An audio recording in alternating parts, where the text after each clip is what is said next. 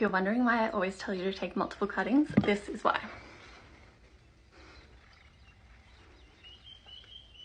These are from the exact same plant. They've been in the exact same environment, same vessels. This one has gone sad and floppy, and this one I can already tell is going to be a success. These cuttings are from the Ficus Lyrata, aka the FiddleLeafFig, and like any cutting really, you don't want your leaves or your stem going soft because that means you've got rot happening. This one, the cutting is nice and firm, and you can see that the leaves are perky and getting the water they need. This one has gone El Floppo.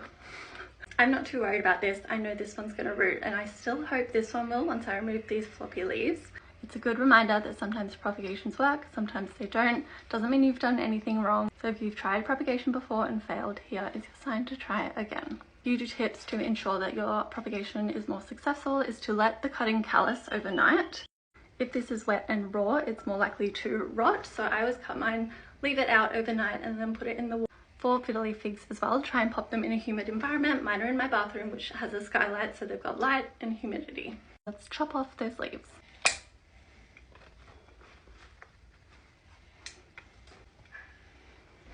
Now that I've removed those sad leaves, let's have a look at what is supposed to happen. You let your cutting dry, you pop it in water, and then hopefully within a few weeks you'll have roots. Once they're more than 2 inches long, you can plant it in soil. Here is that previous cutting that I rooted and propagated. It's got lots of new growth, looking very good, free fiddle leaf, and look at the mother plant. As well as having a new plant, the mother plant should also be thanking you. Taking cuttings is essentially pruning, so you should have new growth and branching on your mother plant. This is such a great way to keep your fiddle leaves healthy and solves any leggy stem issues.